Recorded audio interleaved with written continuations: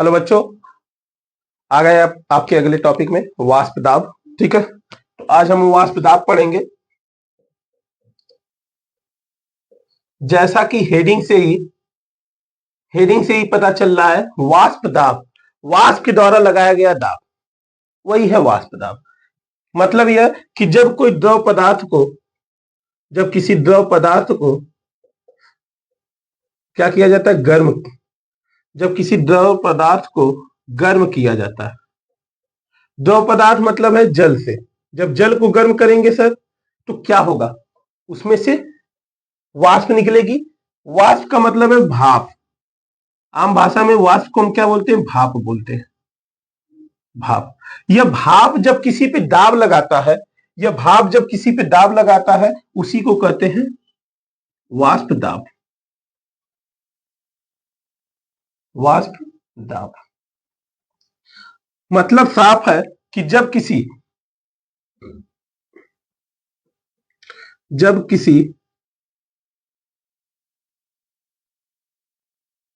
द्रव पदार्थ यानी कि जल को गर्म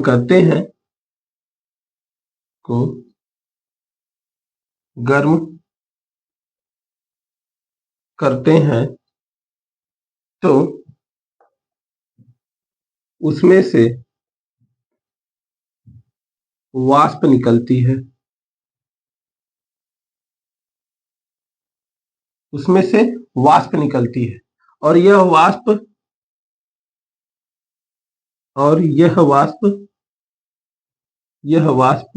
जिस पर दाब लगाती है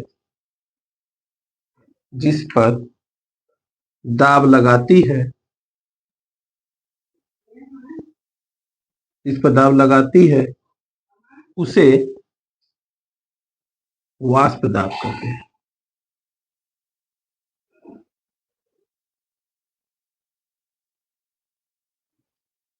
ठीक है, यानी कि जब कोई भी पदार्थ, जल वाला पदार्थ यानी लिक्विड वाला पदार्थ, द्रव वाला पदार्थ को हम गर्म करते हैं, तो उसे में से क्या होता है, भाप निकलता है, वाष्प निकलता है। और यह वाष्प जब किसी पे दाब लगाता है तो उसे वाष्प दाब कहते हैं। कहने का मतलब साफ है कि जब हम जल को उबालते हैं, ठीक है, जल को उबालते हैं तो जल में से वाष्प निकलता है। ठीक है, जल में से वाष्प निकलता है। वही वाष्प जब किसी पे क्या लगाए, दाब लगाए, तो उसे हम कहते हैं वाष्प दाब। मतलब साफ है कि जब आपने पानी को गर्म किया, जल को गर्म किया और उसमें से वाष्प निकलने लगा, अब उसी के ऊपर प्लेट रख दीजिए, तो जो वाष्प है वो इतना दाब लगाएगा, उतना प्रेशर लगाएगा कि प्लेट क्या हो जाएगा, ऊपर उठने लगेगा। वही कहलाता है वाष्प दाब। जब वही वाष्प दाब कहलाएगा, तो देखिए जैसे दो चीज मैं अगर बात करूं कि यह लिक्विड पदार्थ इसमें से है,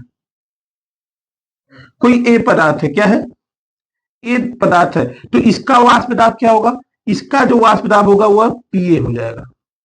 क्या हो जाएगा, पीए हो जाएगा। इसका जो वाष्प दाब होगा वो पीए हो जाएगा। इस ए पदार्थ का वाष्प दाब जो होगा वो पीए हो जाएगा। अगर मैं दूसरे पदार्थ की बात करूं, इसमें जो पदार्थ है वो बी है, तो इसका वाष्प दाब क्या हो जाएगा, पीबी।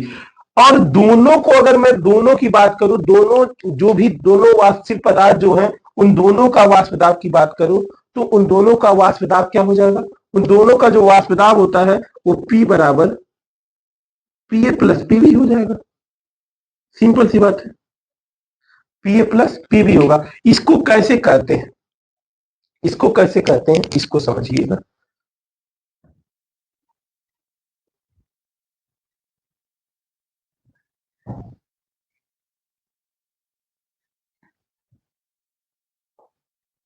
राउल्ट के नियमानुसार,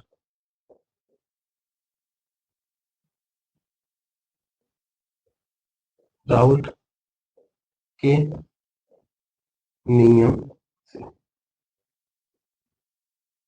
राउल्ट के नियम से राउल्ट के नियम से यदि यदि कोई वाष्पशील पदार्थ ए वाष्पशील पदार्थ व बी वाष्पशील पदार्थ हो, बी वाष्पशील पदार्थ हो तो कुल वाष्प दाब जो होगा P बराबर क्या हो जाएगा, PA प्लस PB होगा। देखिए, मैंने सिंपल सी बात आपको बताई कि राउल्ट नामक एक वैज्ञानिक थे जिन्होंने सन 1887 ईस्वी में 1887 1887 में अवाष्पशील पदार्थ को विलयन में मिलाकर उसमें देखा कि उसमें से क्या वाष्प निकल रहा है, क्या नहीं निकल रहा है। यानी कि उन्होंने सीधा सीधा बहुत से प्रेक्षण किए, बहुत से प्रयोग किए, और उस प्रेक्षणों और प्रयोगों में उन्होंने पाया कि जो वाष्पशील पदार्थ होता है वह सीधे सीधे उस जिस बिलियन का वह पदार्थ होगा उसका वाष्प दाब उसी बिलियन के मोल प्रभाज के समानुपाती होता है। ठीक है, उसी बिलियन की मोल प्रभाज के समानुपाती होता है। यानी कि P, मैं बात करूं अगर कि वाष्प दाब पीए का, तो पीए हो जाएगा। यानी अगर विलेय का वाष्प दाब विलेय के मोल प्रभाज के समानुपाती होता है, यानी पीए समानुपाती विलेय के मोल प्रभाज के समानुपाती। अगर विलायक की बात करूं, विलायक का वाष्प दाब विलायक के मोल प्रभाज के समानुपाती होता है। अगर ये समानुपाती हटाया जाए, पी ए बराबर P not A x A और P not P B is equal to P not B x B.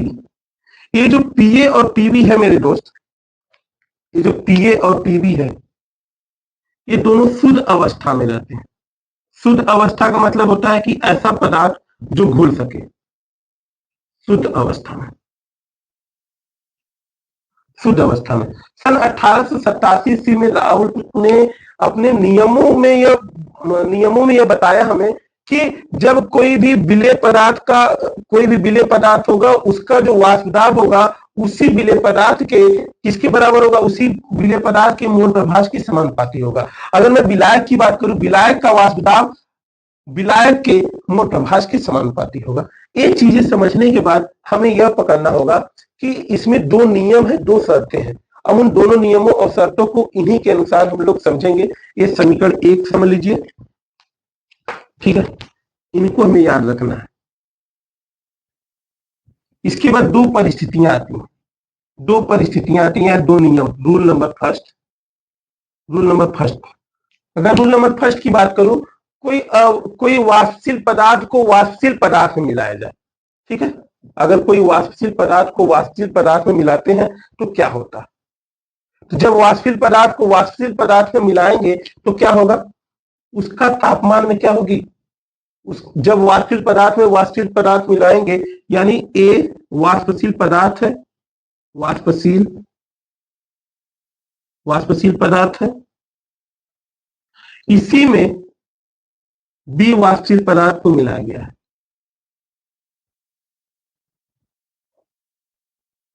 सीधी सी बात है कि यहां पे मैं बात करूं कि यहाँ पे बी वाष्पशील पदार्थ और यहाँ पे एक ए है। ए वाष्पशील पदार्थ को बी वाष्पशील पदार्थ में मिलाया गया है। ठीक है, जब मिलाया गया है तो इनका वाष्प दाब क्या हो जाएगा, जब मिलाया गया तो इनका वाष्प दाब क्या हो जाएगा, यानी P बराबर P A plus P B होगा। दोनों की बात की जाएगी, P बराबर P A plus P B होगा। तो P बराबर P A plus P B, यहाँ पे देखिए P ए की जो वैल्यू है वो P नॉट ए और एक्स है, तो यहाँ पे हम उसी को रख लेंगे, P बराबर P not A x A plus P not B x B.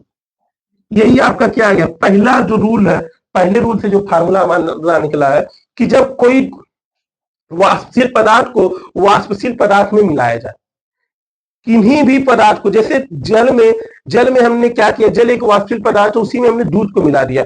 यानी कि जब किसी एक पदार्थ को दूसरे पदार्थ में मिलाया जाए और दोनों पदार्थ हमारा कैसा हो, वाष्पशील हो, तब उसके लिए यह शर्तें, यह नियम और ये फार्मूला आपके लगते हैं। दूसरा जो रूल है, दूसरा जो कंडीशन है, उसके बारे में देखिए जरा सा। उसके लिए हमें इसको मिटाना पड़ेगा, हम लोग देखेंगे इसको।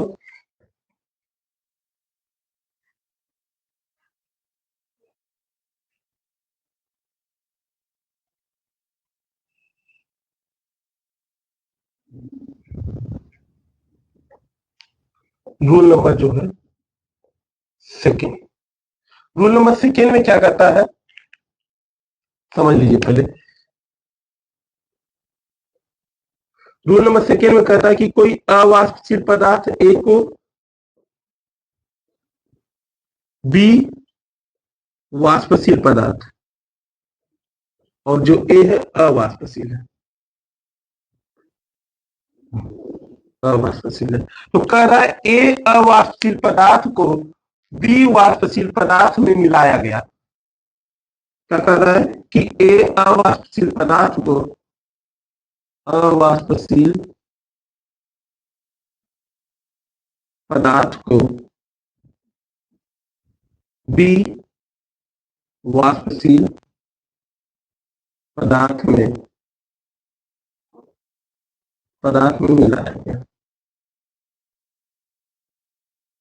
देखिए अगर मैं बात करूं ए अवाष्पशील पदार्थ यानी उसकी कोई वैल्यू नहीं है क्योंकि वह वाष्प निकलेगा ही नहीं। और हम बात कर रहे हैं यहाँ पे वाष्प दाब की, प्रेशर की, और जब वह अवाष्पशील पदार्थ आएगा, देखिए जब अवाष्पशील पदार्थ आएगा तो उसकी वजूद नहीं रहेगी। लेकिन एक बात हमेशा याद रखिएगा कि किसी भी वाष्पशील पदार्थ में अवाष्पशील पदार्थ जब मिलाया जाता है तो उसके तापमान में कमी आ जाती है, उसके तापमान में कमी आ जाती है। कारण क्या होता है उसके तापमान में कमी क्यों आती है? उसके तापमान में कमी इसीलिए आती है क्योंकि जब कोई पदार्थ मिलाया जाता है तो उस पदार्थ और जिसमें मिल रहा है उस पदार्थ दोनों के बीच में आकर्षण बल होने लगता है।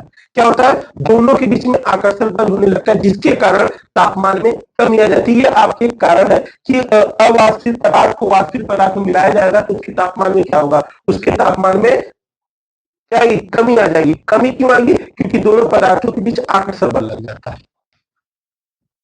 इस नियम कानून के बाद हम जो डेरिवेशन करने वाले उसको समझिएगा। जो ए अवाष्पशील है इसका कोई लेना देना नहीं, पी बराबर आपका हो जाएगा पीबी से। और पीबी की अभी अभी मैंने बात किया कि पीबी को हम क्या लिखते हैं सर? पीबी को भी पीछे जस्ट देखा है कि पीबी बराबर यहाँ पे देख सकते हैं क्या है पी बराबर? पीबी बराबर पी हो जाएगा नॉट एक्स बी। अब बात अगर दोनों की भी की जा रही है, यहाँ पे एक ही बात की जा रही है, यानी इसका जो मोल अंश होगा, मोल प्रभाज होगा, उसको निकालने के लिए आपको मोल प्रभाज वाले फार्मूले पे जाना होगा। और मोल प्रभाज का फार्मूला करता है x A plus x B बराबर 1। यहाँ पे अगर एक्स ए की वैल्यू की बात करूं मैं तो एक्स बी बराबर 1 माइनस एक्स ए, यानी जहां पे एक्स बी लिखा होगा वहां पे 1 माइनस एक्स ए लिख सकते हैं। तो P is equal to P not B bracket में 1 माइनस एक्स ए। अब इसका मल्टीप्लाई इसमें करेंगे हम तो हमारा आ जाएगा P not B minus P not B x A. ये देखिए ये आपका क्या है? पॉजिटिव में है, सॉरी निगेटिव में। इधर आके क्या हो जाएगा हमारा? इधर आ जाते हैं कि P is equal to P not B x A, P not B x A. इधर आकर के पॉजिटिव जाएगा तो P plus P not B x A is equal to P not B. अब पी उधर जाकर के क्या हो जाएगा हमारा? P not B x A is equal to P not B minus P. और ये एक्स ए की वैल्यू यहां से निकालेंगे तो P not B minus P upon P not be. मेरे दोस्तों मेन यही है, यही लाना था मैं कि ये जो मोल एक्स ए है ये आपका मोल अंश है यानी मोल प्रभाज है, और ये जो निकला है ये वाष्प दाब का अपेक्षित अवलंबन है। क्या है? इसको उधर ले जाएंगे डिवाइड फॉर्म में हो जाएगा। इसको क्या करना होगा हमें यहीं से इधर चल जाते हैं, इसको बस ले जाकर के डिवाइड फॉर्म में लिखना है। तो यहाँ पे आपका हो जाएगा एक्स ए बराबर P not B minus P upon P not be. ये आपका हो गया। ठीक है, यहीं से बस ले जाकर के यहाँ पे डिवाइड फॉर्म में करना है। X A equal to P not B minus P upon P not B. ठीक है, यहीं से ये जो हमारा निकला है, ये जो हमारा आया है, ये वाष्प दाब का अपेक्षित अवलंबन है। क्या है? वाष्प दाब का अपेक्षित अवलंबन, अपेक्षित अवलंबन। अवनमन मतलब होता है कमी। और जो यक्स ए है, यह है आपका मोल प्रभाज। मोल प्रभाज। तो राउल्ट के नियमानुसार राउल्ट ने क्या बताया 1887 ईस्वी में? राउल्ट ने बताया हमसे यही कि जो मोल प्रभाज है वो वाष्प दाब के अपेक्षिक अवनमन के बराबर होता है। यानी कह सकते हैं कि किसी भी विलयन का वाष्प दाब उसके अपेक्षिक अवनमन, किसी भी विलयन का वाष्प दाब उसके आपेक्षिक अवनमन उसके मोल प्रभाज के बराबर होता है। यानी कि कोई भी विलयन है उसका जो वाष्प दाब का अपेक्षिक अवनमन होता है वह मोल प्रभाज के बराबर होता है। तो ये राउल्ट का एक फार्मूला हो जाता है, यहाँ पे सॉरी परिभाषा हो जाता है। परिभाषा क्या होता है? परिभाषा क्या होता है? वाष्प दाब का अपेक्षिक अवनमन, वाष्प दाब का अपेक्षिक अवनमन, वाष्प दाब का अपेक्षिक अवनमन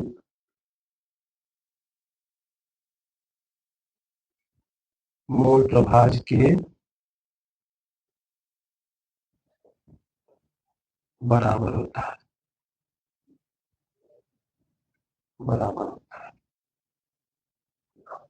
कहने का सीधा सीधा सेंस यही है कि जो हमारा मूल प्रभाज है वो वाष्प दाब के अपेक्षिक अवनमन के बराबर होगा, और यही हमारा राउल्ट का नियम है, यही हमारा सब कुछ है। ठीक है, तो यही हमारे राउल्ट ने बताया हमसे कि सन 1887 में उन्होंने बहुत से प्रयोग करके देखा था। प्रयोग करने के बाद उनका यह चीज आया था। ठीक है, इससे रिलेटेड कुछ न्यूमेरिकल है, दो से तीन न्यूमेरिकल मैं आपको करवाऊंगा वो अगले सेशन में, अगले वीडियो में। इसी तब तक आप इस वीडियो को देख लीजिए, समझ लीजिए और याद कर लीजिए, क्योंकि याद करना जो जो ये घेरे में दिया गया, घेरे में जो जो किया गया, ये जो फार्मूले हैं जो भी है सब अच्छे से याद कर लीजिए। पीछे जितने भी टॉपिक है उसको रिवीजन कर लीजिए, याद कर डालिए, क्योंकि सब याद रखना बहुत जरूरी है। आगे वीडियो पढ़ता रहेगा, आप बस क्या करते रहिए, वीडियो एक से दो बार देखा करिए, आपको ऑटोमेटिकली सब याद हो जाएगा।